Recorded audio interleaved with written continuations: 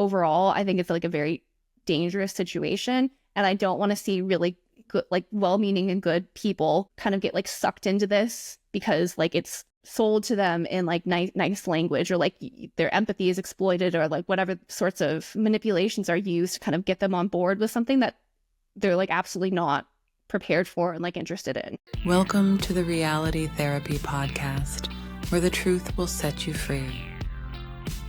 Welcome. I'm here today with Katie Kernodle. She just finished up a counseling program. You might have seen her on Leslie Boyce's The Radical Center. She is extremely knowledgeable. She is picking apart the ideology of what's going on in the counseling field. And I'm so excited to have you. So welcome, Katie. Yeah, thank you so much for having me. Yeah, so you have, like many of us, an interesting background that led you into this field. So could you tell me a little bit about your background kind of prior to this and what inspired you to go down this road?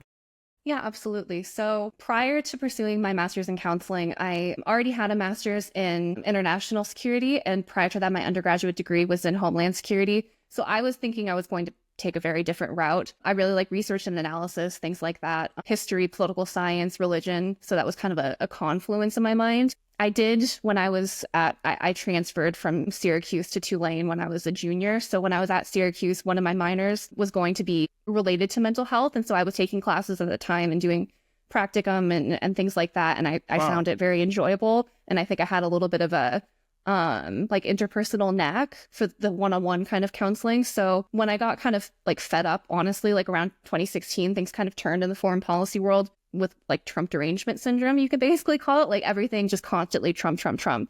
And so I was really fed up with that. I have like family issues with addiction. So that was something that like personally touched me. And I thought, okay, well, you know, there are problems here. I think maybe going to the root of the situation unfolding could be valuable. And so that's why I thought I would pursue counseling. That's fascinating. My personal background and my work background is in addiction recovery, and so that's very close to my heart as well. So that's good to hear. Yeah, you mentioned Trump derangement syndrome. It's almost like every time in my program you hear the word Donald Trump, it's like we need to have a moment of silence. Yeah, I hear that. It's odd how that it's its own psychological phenomenon. Mm-hmm. Yeah, it's definitely, there's something specific that he gets under people's skin. And I do think that there's like an intentional like propaganda effort to make Trump such a touchy thing. But I mean, it's not like his personality and just kind of the way he does things is going to kind of bring that about naturally. I think it's very polarizing. Triggering. Yeah. Yeah. So tell me, like, what did you got to your, I don't know if you want to say where you went to school. Yeah, that's totally fine. I went to New York University. Yeah. So you went to this very well-respected school. And what did you find there in the counseling program? I mean, overall, it was quite radical, to be honest. So when I first started, I was not that familiar with woke stuff. I think I thought it was more like an internet phenomenon. And so when I first got there, I just started picking up on little things, little comments from other classmates, little comments from the professors, like odd things in the curriculum. And then, you know, within like the first year, I think I realized like there's something like really going on here, that this is bigger than just like a couple comments. It's systematized. Almost everyone around me seemed to kind of like be in this culture that I wasn't. So it was really confusing. So to clarify, I went online. So NYU has both a residential and an online thing, but we still meet for classes and things like that. And honestly, most of the online students are from the tri-state area. So I think there was a little bit of a cultural thing going on there. But, you know, once I started noticing these things, I started looking into it more, doing research, kind of finding out that this is not necessarily just a cultural thing because of the tri-state area, but it was actually, you know, top down, you know, from these professional bodies. We talked about it a little bit beforehand, but I did not go to a CACREP school. I went to an MPCAC school, which is more affiliated with the American Psychological Association, and, you know, having psychology professors and things like that. But because of the way the counseling lobbying and like the counseling compact stuff works, a lot of states have CACREP only or CACREP equivalent. So because of that CACREP only / equivalent situation, these non-CACREP schools basically follow CACREP curriculum to make it fit so that we can get licensed. So it still kind of influences, even though we're outside of like that actual accrediting body. So I want to get into like your personal psychology of like kind of your initial reaction from what you're experiencing, because it was so shocking and just like unsettling to me. Like I'd be in class and I'd hear professors say, microaggressions are lethal and fatal. And I'd look around and like people just kind of nodding, And there's one class, the multicultural counseling class, the professor said one of your primary objectives as a therapist is to become a political activist so that you can burn it all to the ground. And I'm looking at everybody's just kind of like, yeah, it's just like, am I the only one? Am I the crazy one here? And so I'm wondering, like, what's your reaction when you kind of stumble into this environment? Oh yeah, I certainly relate to that, like feeling like, am I missing something? Like, because it seems like everyone is totally on board and making like these weird comments and like, totally. The snapping, yes. The snapping threw me off. And so, I'm wondering like, okay, well, what is going on here? And then I think like 2020 is where I think like woke kind of like came into the popular consciousness. And I don't know if you're familiar with New Discourses or James Lindsay, but that's been so that's like I love how your ex profile starts off anti-communist. I was just like, this is like a James Lindsay person right here. Oh yeah, absolutely. But going through that was very enlightening for me to kind of get that background and go through the long march of the institutions and critical Marxism and things like that.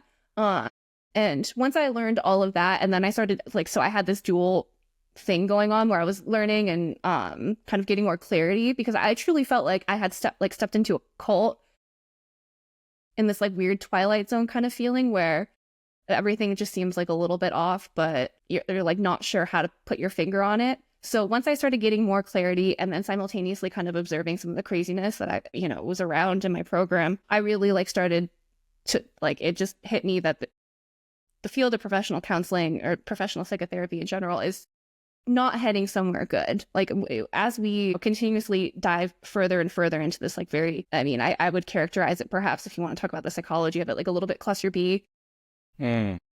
Diving into this conspiratorial consciousness, basically conspiratorial Marxist intersectional consciousness, that it's going to end in really bad things. It's just the nature of it.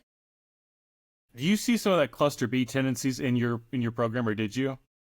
Like a handful. I would say most people, it's definitely like the way that you would expect a little bit of like certain aspects of cluster B to sort of manifest, where like maybe it's like one or two people who are actually have this disordered personality basically, but everyone is just kind of like letting it happen, or like being bullied or intimidated into walking on eggshells, just kind of going along to get along. So I don't think I'm not trying to say that the majority of the people in my program are cluster B, but I think like the way that woke operates, this kind of environment, especially like in this kind of cult environment, is that, you have these handful of true radicals who just sort of walk all over everyone and take advantage and like rise to the top. And everyone is just kind of like, okay, like no one knows what to really do about it. It feels like the kind of the collective consciousness, to borrow from Jung, it like has a borderline slant to it amongst wokeness. Do you see that? Yeah, I think that would be fair. I think like this is one of those things too, when you think about the fact that like not only are we expected to have this critical consciousness, but we're expected to raise it in other people. And like when you consider that it is truly disordered, it becomes like a very sick dynamic. So tell me more about what you're seeing. For me, by far the biggest indoctrination-wise was in the Counseling the Culturally Diverse class with the Daryl Wing Sue textbook. So what did you see there? So for us, that was called multicultural counseling. I do recall us using the Daryl Wing Sue book. I think there was also a Hayes book. I don't know if that rings a bell to you. I think it's Pamela Hayes.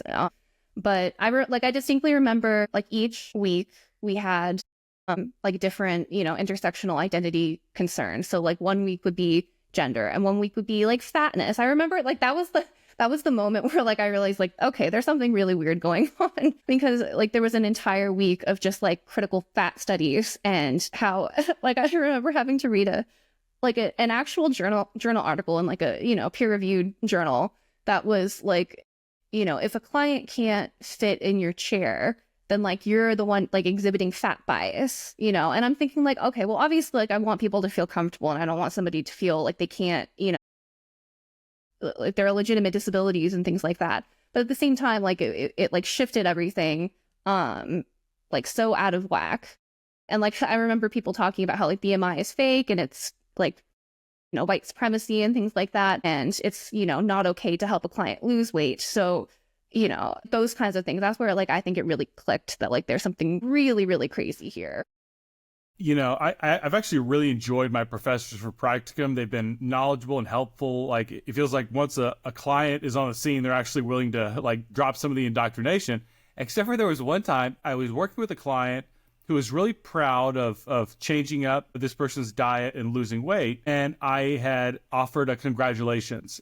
And in supervision, I was told that was a very bad thing because you're putting a moral judgment on losing weight when like it's equally as good to be like obese. And I was like, wow, like one of the things that inspired me to be a counselor is helping people like turn their lives around and live better lives. And now it's like, you can't put a moral judgment on what better life looks like. I don't know.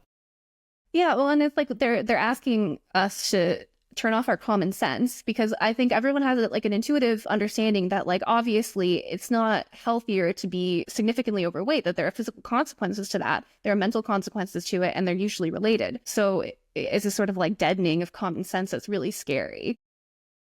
Yeah, I'm sure you've read Cynical Theories. Yeah, long time ago though. They compare it almost like talking about those fat studies disciplines, like it's like an immutable category like race. Mm-hmm. That's just wild. Yeah, it is bizarre. Yeah. So what did you see on? It seems like the Daryl Wing Sue book in my multicultural class. It was probably like it felt like 80 or 90% focused on race, and then the rest of it on all the other different intersectionalities. Was it similar for you? I think, yeah, race was like a heavy thing, but I think they were like way more intersectional in my program. So I think like race is definitely one of those things. I think that like, especially in the field of counseling, that was kind of the like the inroad, because there were like, like legitimate things that you can kind of go in through that, and then like it slowly but surely just kind of gets crazier. But I remember microaggressions, which I remember like being really confused about that. Now I kind of understand it a little bit more. But like at the time I was like trying to understand, like, is there anything that I can do that's not going to be considered a microaggression? Yeah, I remember that microaggression section. And when you think of so much of the research for the counseling and therapy field revolves around just how important it is to have that bond, that therapeutic relationship between therapist and client. And then you get to the microaggression section, and it is like almost anything you could potentially say, America's the land of opportunity, or I think men and women are equal. I think the best person should get the job. Like anything that you could say could potentially have this bigoted component to it that makes you like horribly offensive. And if I'm really taking microaggression theory seriously, I'm walking into the therapy office if I'm working with a racial minority thinking, I just don't want to say anything at all. Mm-hmm. Yeah, which is not good, to feel like you have to walk on eggshells and that you can't like connect with people on like a human to human thing. And I don't think almost any client like wants their therapist to be like constantly thinking about this and like constantly worrying about it. Yeah. It so much of it seems like the opposite of what good therapy should be to me. Mm-hmm. Yeah. Go ahead. Sorry. Oh, I was just gonna say that like sometimes I characterize it as anti-therapy. Yeah. Because I truly think that's kind of how I think they operate. It's like literally an inversion of therapy, like wearing it as like a skin suit, which is really disturbing. Yeah, it is. That's kind of how Haidt and Lukianoff framed it in Coddling the American Mind. I don't know if you read that one. I'm actually not sure if I have read that. Yeah, I don't think so. Yeah, that was a good one. There's certain times where it feels like whether you like CBT or not, for a lot of diagnoses, it's considered the first line of defense or the gold standard of therapy in terms of evidence base, right? And there's a lot of situations in my program where they would essentially say, if it is like a privileged client, a heterosexual, middle-class, white male client, you can offer whatever's considered the gold standard, if it's CBT or psychodynamic or what have you. But if it is a racial minority, a gay client, something like that, then you're kind of required not to use those. Like in terms of evidence base, you're required to use a subpar method of therapy. And it seems so perverse. Like that seems like the opposite of what you'd expect. Mm-hmm. It absolutely is perverse. Well, and it like treats people like there's something like truly different about somebody because of their race or their gender, so much so that they're not like a human. It's really, I think perverse is like the most accurate word. What do you think the attitude of your professors was? Like, how did you judge them as like true believers or people that were just kind of going along with emotions? like by and large, I'd say most are probably like true believers. And this is where I think, like, for better or worse, going to a school like that gave me like a little bit of insight into maybe like what you would call the inner cult of like, you know, people who are doctrinally aware. And it's not just like social emotional, like they truly understand doctrine and purpose, are publishing in these academic journals, and are like 100% aware of kind of where everything is going. But by and large, of course, I had some like amazing professors who, like, I truly think they were like doctrinally aware and woke, but like it wasn't like in the curriculum as much. Whereas like others, that was literally everything. I mean, I don't think we got a moment's break in some classes from just like the constant struggle. But yeah, and like, you know, there are some professors that like truly stick out to me, like one in particular, and I think it crossed like the line into like maybe like abusive or like just cruel. I don't know how to describe it. I think like, I mean, abusive is a strong word, but I think it could be accurate in this case because it was just like vitriolic in like a classical, like angry, woke way. I'm thinking of like one particular line that sticks out to me. It was, "Whiteness is genocide," which is like insane. But like, if you think about like what like if you think that that's literally true, like how you treat your clients, your students, things like that, like it does cross like a serious line, I think. But it is like hilarious because it is ridiculous. Do you have more stories or examples of that professor? Because that sounds like beyond true believer to like almost like a sociopath. Yeah, I mean, I don't know. I don't know if I would call her like a sociopath.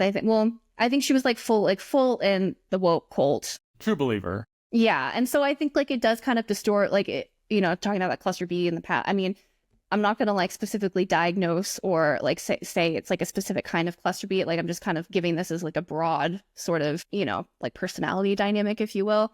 But yeah, like they're very like self-centered, making the class about like her personal identity, things like that, which I think is very common in like a woke perspective. Everything comes down to you and your identity and how you feel. I'd say like fairly disrespectful to like the white male students. I think they were kind of like a scapegoat or a target, putting us through more struggle sessions. Like I've been so much of my master's program, I think, was like just like a long struggle session.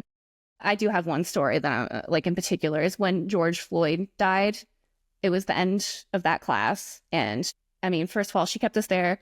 Didn't matter what we had to do. We were there for like 3, 4, could have been 5 hours. It was like kind of a blur. So she just kept us there. Like we weren't going to be able to leave. We had to do like go around in a circle and cry and virtue signal and basically just like undergo a post George Floyd struggle session and like make sure everyone is clear that we're, you know, we're grieving, we're feeling this really strongly, like that kind of thing. But it was just weird. Like I don't know how to describe it.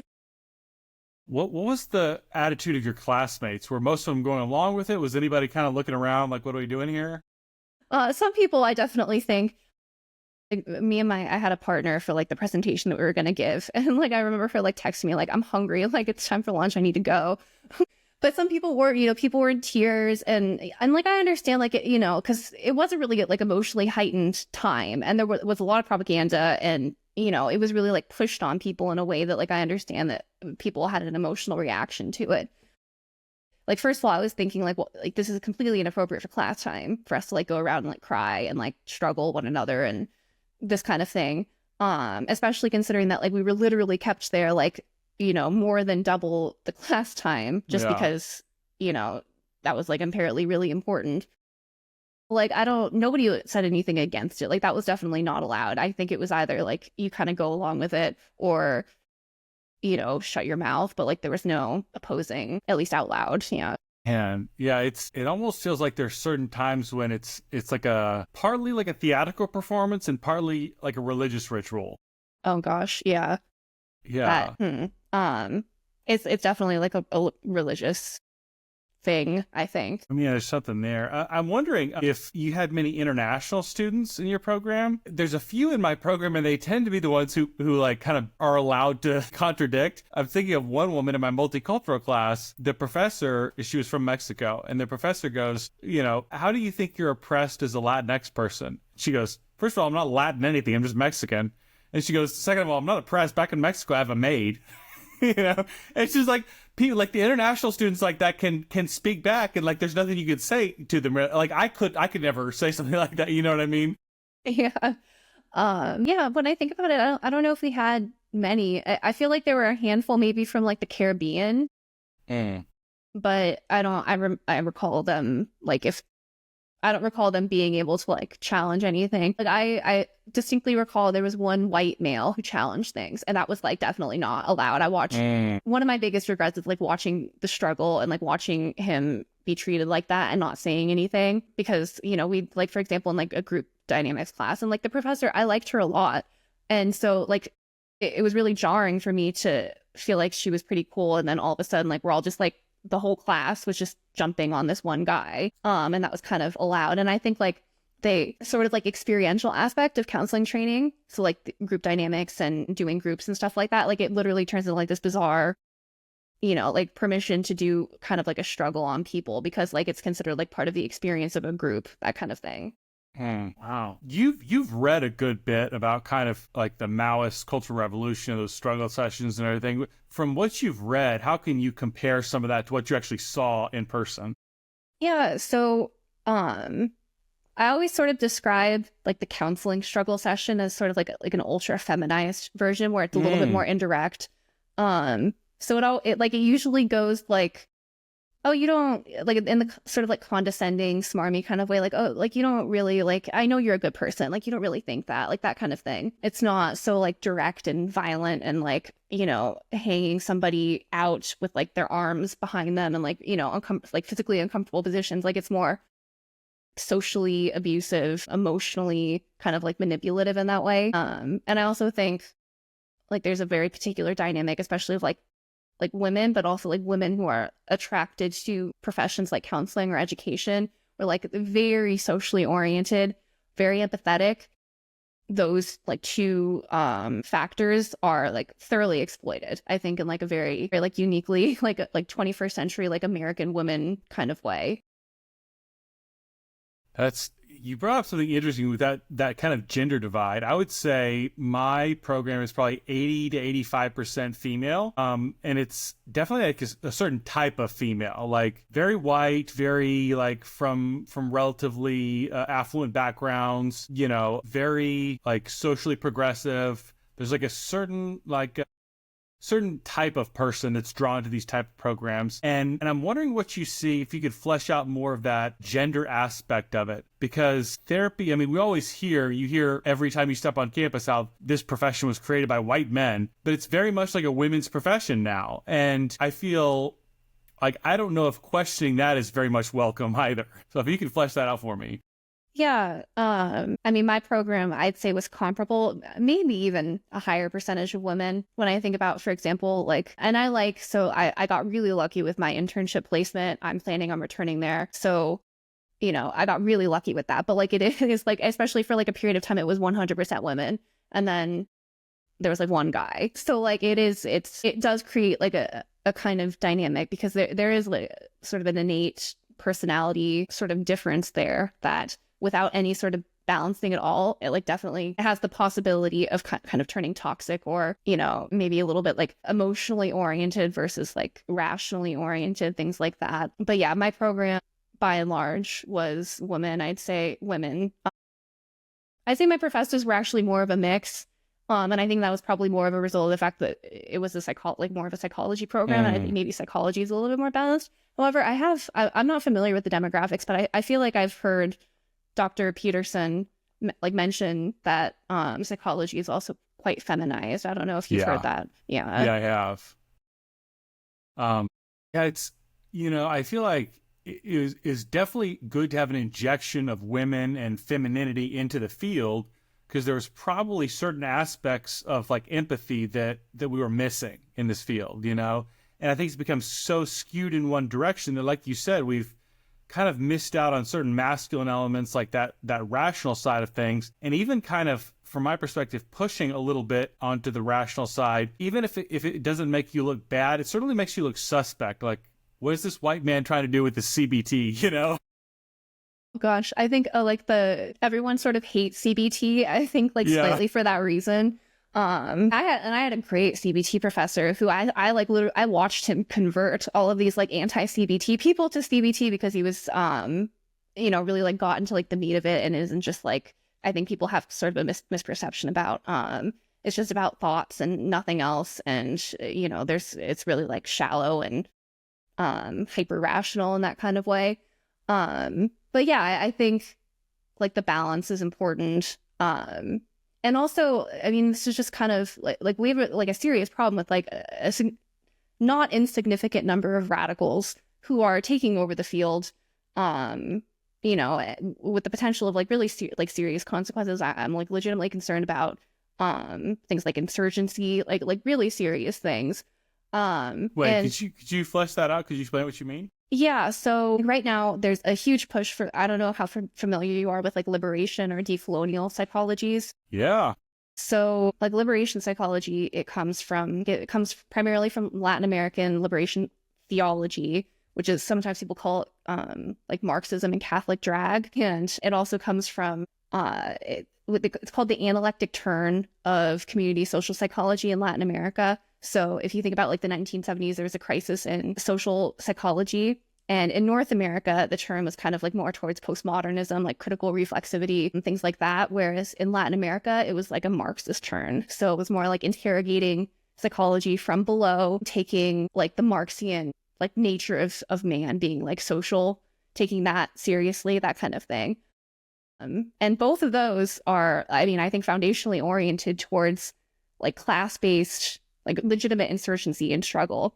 And then if you think about like decolonial psychology, it's grounded in Frantz Fanon's psychology of oppression, which is explicitly violent.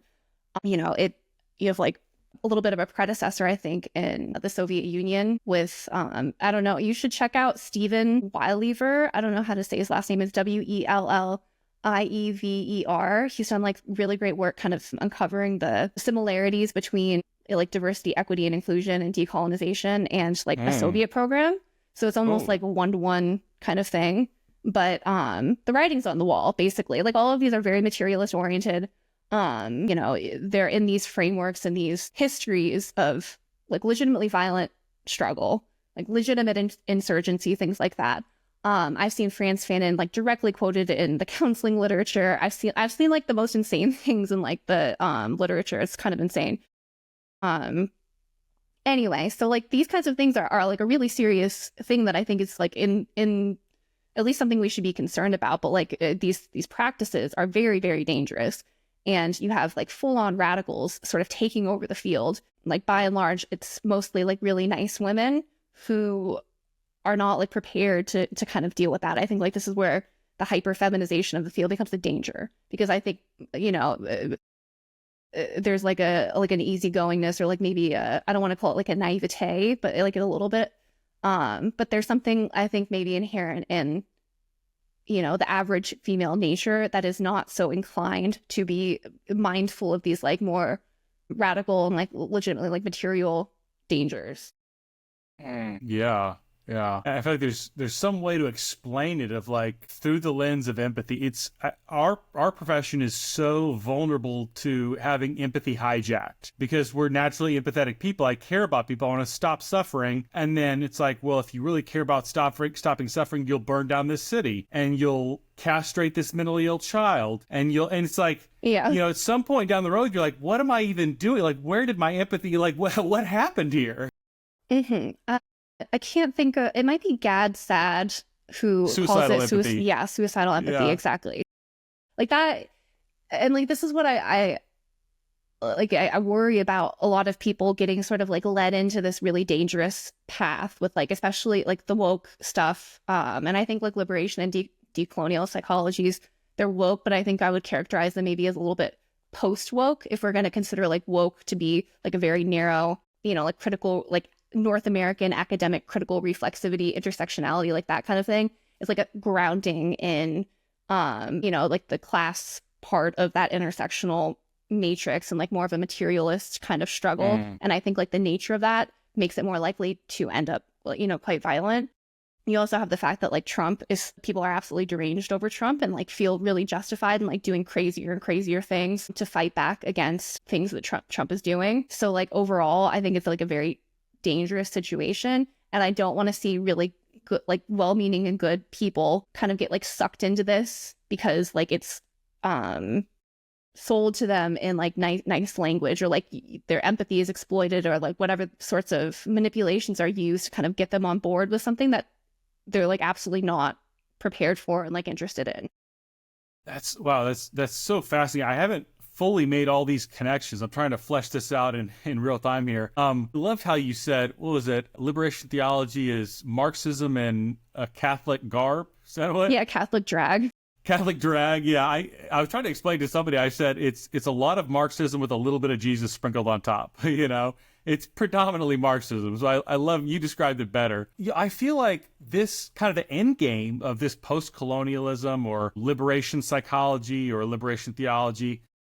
A lot of very, very woke people do not want it. I don't think they're seeing ahead. I mean, just think about like professors at Columbia or Yale or Princeton. These are very privileged people living very privileged lives, and part of the way they've gotten that privilege is by spewing this social justice ideology. And then when those seeds are planted and then the insurrection happens around them, I think they're like, wait a second, this is not what I signed up for, but like you caused this. You know what I mean? Mm-hmm. Well, and I think that's a little bit intentional. I think I think that like in itself is like a struggle that is being facilitated as sort of like, you know, a North American elite academic, you know, making like land acknowledgements from their very comfortable offices and that kind of thing. And then that like being like literally like struggled against what I would consider to be like the below, where it's, you know, more class-based. And like I think it's like important to, like for people to understand that like like when people talk about land acknowledgements, like sure, you have, you know, this like professor who doesn't actually like understand what they're doing, or this like student or something like that. But then you have people that like legitimately are planning on like taking land back by force. So you have this like dichotomous kind of thing. It's like a both and. And so I think like the more appealing, or like it's like a Mott and Bailey, I think would be like a way of kind of framing it. So like this more like, oh, it's just words, that is kind of framed. Whereas like it's literally like facilitating something very real on the ground at the same time. And like they're working together and working in opposition with one another to sort of like bring the struggle about. So like as we see like North American academia sort of crumble, I think people are going to be cheering that on because people are sick of woke academics and stuff like that, which I get. But I think that might signal that like things are shifting into maybe like a more class-based or materialist struggle. I'm wondering what you saw on the campus of NYU in terms of political consciousness or political movements, maybe outside of your program. Did you observe very much? So just to clarify, I went online, so I was not on campus. And like the one thing that we were supposed to do on campus, it was during 2020. So it was online anyway. So I haven't seen, and like I went to Syracuse and I went to Tulane for my undergrad. And I mean, it was not really, I think, like a big thing back then. I don't know if those were not like particularly, I guess Syracuse a little bit, but like I don't recall big like campus struggles or like kind of what we're observing right now. So you've done, actually, before I go to that, I'll come back. We touched a little bit on CBT a minute ago. And I know in my program, CBT is almost like, you know, it's like, well, I'm going to treat the client by physically abusing them or something. I mean, that's how it's kind of conceptualized. Gaslighting would probably be the most common word you'd hear to describe CBT. I've heard in my classes that you cannot use CBT on a racial minority because rationality is racist and rationality is anti-Black. I've heard that. And I'm wondering how you have heard people talk about CBT in your program. I think people, like I've definitely heard just sort of like discussed. I don't know if I've seen like what you're describing where it's like you can't do it or practice it on racial minorities or things like that. But I think most people consider it to be like superficial, masculine, overly rational, and it's like not going to work. Like you need like a true heart change, like a conversion, like a conversion to, you know, to whatever, kind of like in a religious sense. And I think like CBT is like too on the surface for people, which I think like for me, like CBT, first of all, it targets all these different aspects and it gives you the option of being able to, if somebody has a behavioral challenge or a thinking challenge, like you can kind of target it in a way where it's going to, you know, have like a knock-on effect on other things. But it also gets into these like core schemas, which I think goes like way beyond just superficial,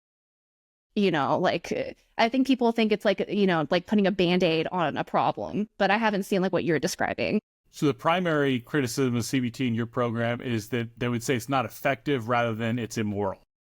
Yeah. And I think they would also characterize it as like part of, this sort of like medicalized model. And like Gotcha. Okay. people really don't like the medical model, and it's all like Yeah. holistic and stuff like that. Which I get that, but like I'm somewhat uncomfortable with like holism in certain things. I think it like kind of lacks boundaries and like specificity. And I think like if we're going to be doing things like billing insurance and diagnosing, then like we also can't have it both ways. Yeah. There's a number of psychoanalysts that I follow that I really respect and enjoy who make this case of, CBT is all, part of this medical model. It's just because insurance companies want to get you in and out in 12 weeks and all this kind of stuff. And I think there's some truth to that. But I think the other side of that puzzle is most people don't want to be going to therapy multiple times a week for 5 years.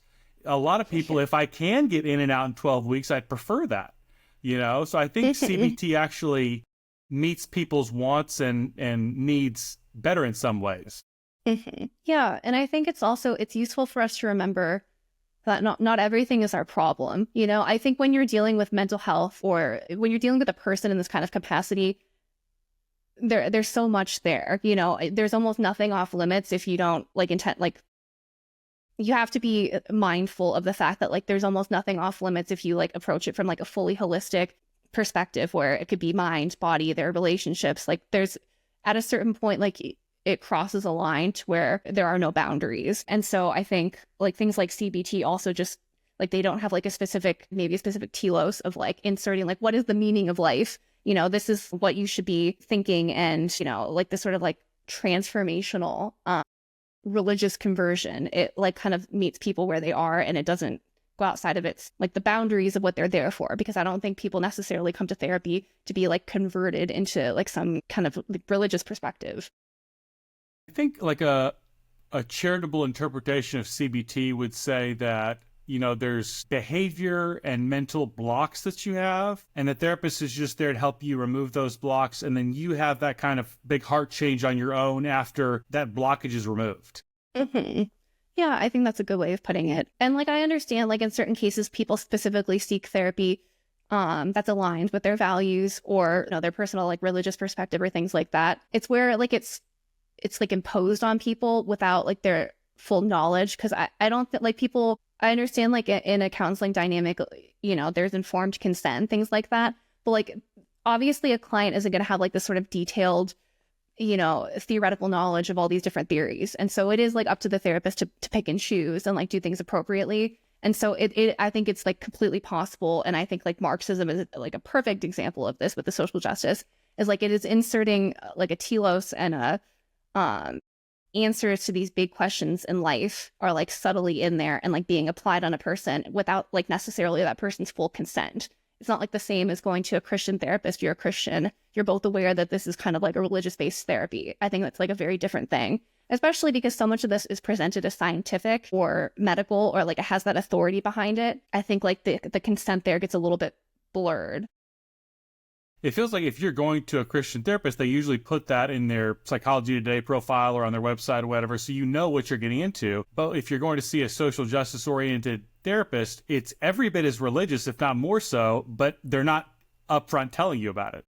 Yeah, exactly. And like I feel like people also have to remember that counseling isn't just two equals chatting about things. You're using legitimately powerful interventions. The therapist is in a position of power with all of this kind of authority, state-backed authority, with the appearance of medical or scientific backing and things like that. They're the ones picking the interventions and applying them. So it's not like you absolutely, I think this is like one of the primary avenues potentially of getting social justice practice in like the very specific Marxian, like neo-Marxist sense out of therapy, is because I truly believe that it's probably a First Amendment violation. Wow. So you stepped on something there very interesting that I feel like is the whole kind of purpose about what I'm trying to do by Speak Out, and that is how do we get the neo-Marxism out of therapy? How do we set therapy straight? So how would you begin going about that task? Yeah, I think we have like a lot of accounting for, because I don't think a healthy field falls to falls to Marxism. I think that there was preceding problems that had to happen in order for this like full on step into like liberation. Like liberation and decolonial psychologies are so insane. And like the fact that they're completely mainstream in most of counseling and psychology at this point is like so far down this sort of slippery slope. So like at a certain point, we have to figure out like where did the slope start? So I think like reflecting on that is absolutely essential. And it like might touch up against people's like, preferred, like I know Carl Rogers is very popular. And I think like there's a little bit of like something that needs to be explored there in terms of like the role of Rogerian ethos in sort of creating this foundation where the woke could like completely take over. So that I think is important. I also think sorry, help me conceptualize this. You think the Rogerian, like person-centered, sit back, how does it make you feel? You feel like that's kind of leads to some of the woke in therapy? So I think less so necessarily like the actual like Rogerian practice, even though, because I think most people when they say like they're person-centered, like they're not even necessarily like, they just mean that they're empathetic and like, you know what I mean? Like it doesn't really mean that much. But I think like the Rogerian ethos is like more or less mandatory in a lot of counseling specifically. And it like shifts, I think like reality is shifted into like the subjective experience. And like that in itself is a very big thing. It's not a small thing to sort of like shift away from objective reality. And it makes it almost impossible to like challenge the woke because like you have no ground to stand on. So I think like that was a really important preceding thing. And I think it's like a vulnerability that we have to account for. I'm not saying like purge Rogers, but I think like we really need to consider like the role of this sort of empathy and like phenomenological subjective foundation, lack of foundation really, like the role that played in making us vulnerable to like the woke takeover. And like on that topic too, like just sort of a grounding in reality, I think could help us a lot because like right now, everything is like theoretical orientation. You pick one, like they're all sort of equal. You pick it based on your personal preferences and things like that. And you like practice in sort of like this detached way. Whereas like we can know things about humans and, the way they relate to one another and the way they experience things. And like, I think phenomenology could be like a valuable part of that. But we need some sort of like grounding in like actual like real reality. And like related to that, I think sort of like an orientation or like a regrounding in American Constitution, because like right now I think we're like UN human rights doctrine all the way. In 1999, the ACA actually endorsed the United Nations doctrine of human rights, which is a very, very different thing than like the American Constitution and natural rights. So having like more of that as a foundation, I think could go a long way. I wish I could remember who the thinker was who came up with this dichotomy, but the dichotomy between empathy and rational compassion. I don't remember who this was, but, the example I like to use is I had a friend who was a heroin addict, and his mother, every time he was withdrawing and sick, she would give him money to go get high. And there's like an empathetic nature to that. Like, I feel that you're suffering. I'm putting myself in your shoes.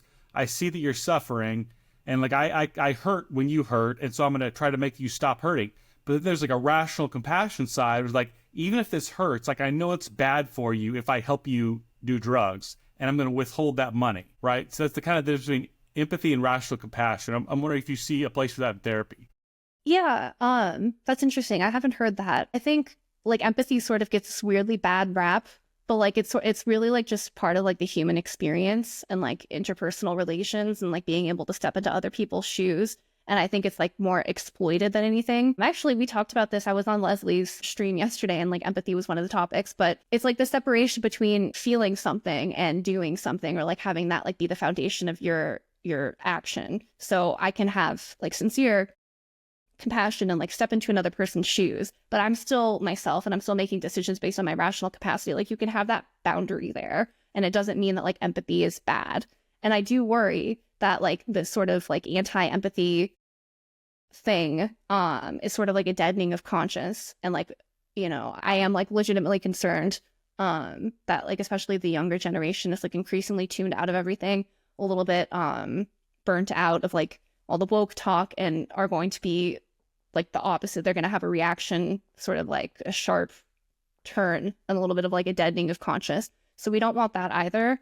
So yeah, I think that's like a really useful distinction. Can you remind, it's rational compassion? Rational compassion, okay. Yeah.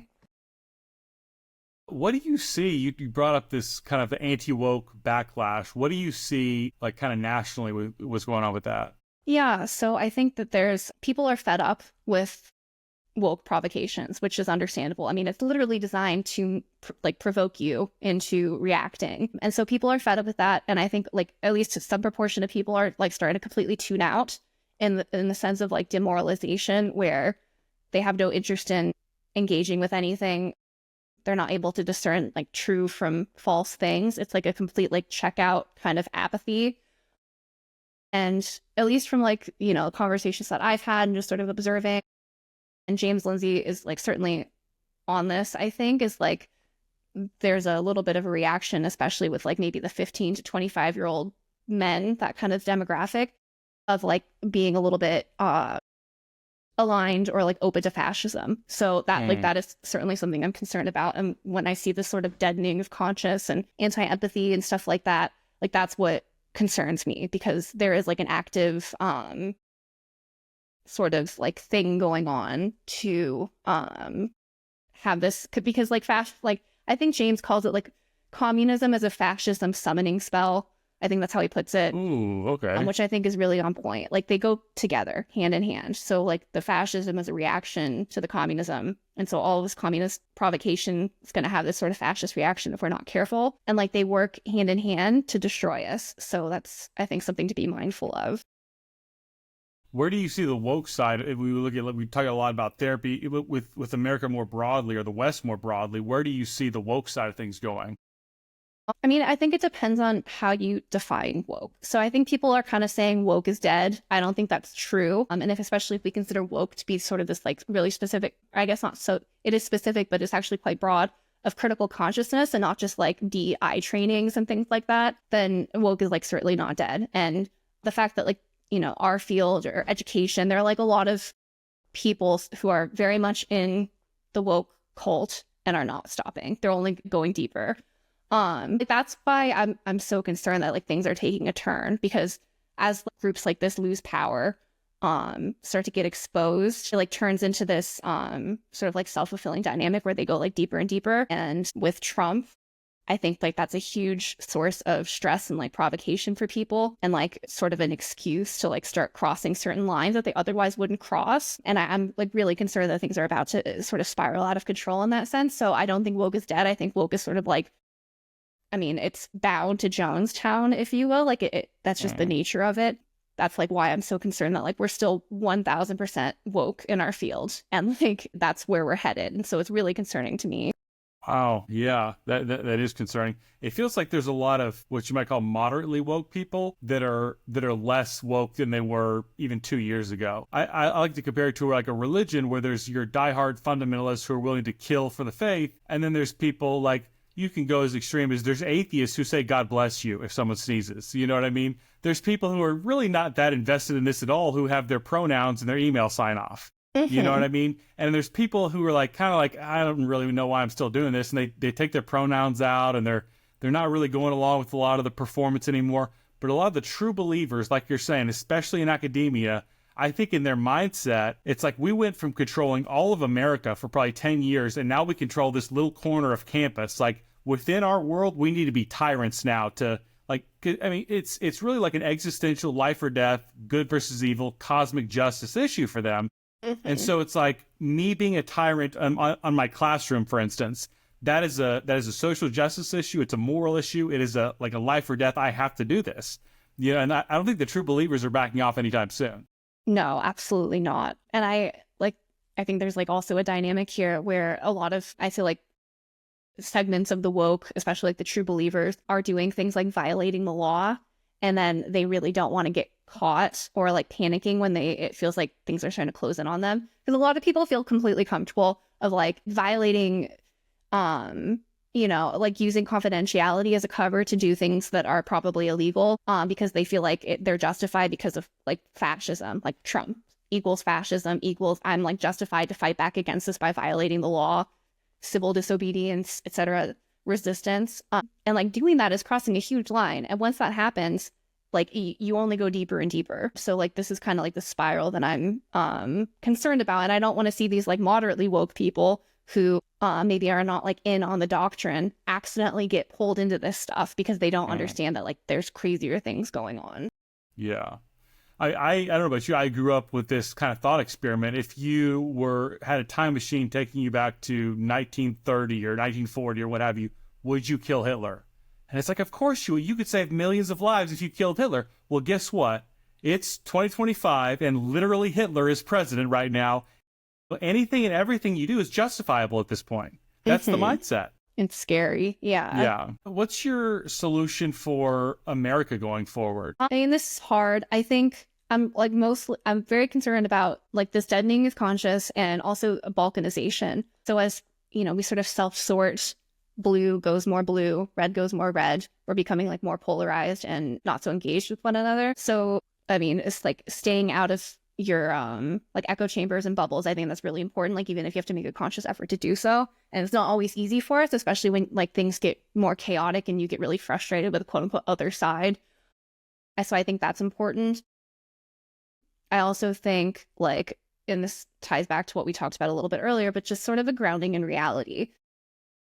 I think people calling it like touch grass, like go touch grass, like, you know, because the internet's crazy. Like, you know, I spend more time than I should on X, and it gets into your head a little bit, all of this like, you know, pseudo real stuff if you watch a lot of news, things like that. So, you know, making sure that you have like a firm foundation in reality and that you're engaged with your family and your community and things like that. And that's really important. And then lastly, I think individual responsibility. I'm very much influenced by the philosopher Eric Voegelin. I don't know if you're familiar with him at all. I think he's very unique. And he has, and I mentioned this to Leslie yesterday, that's why it's fresh in my mind, but he has this quote that like no one is obligated or no one is obliged to take part in the disorder of their society. And in fact, they have an obligation to resist that disorder. And so like, even if our culture is complete crap, and like everything is falling apart and like crazy stuff is going on, like all you can do, like you have yourself and you have what you can control. And like if all you can control, and I think it's maybe like a little bit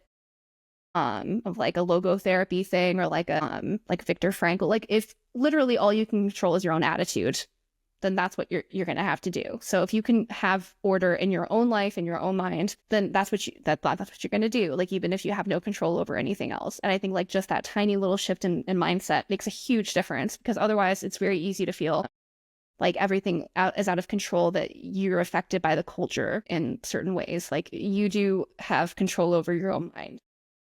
I love everything you just said right there. I love the touch grass part. I mean, there's times when I'll be on social media and I'll think that something's like a big deal, and then I go to talk to some friends in the real world and like they're like, we've never heard of that. It's like it's not a big deal outside of whatever social media platform you're on, you know? Yeah, the idea that whatever you can control is what you need to focus on.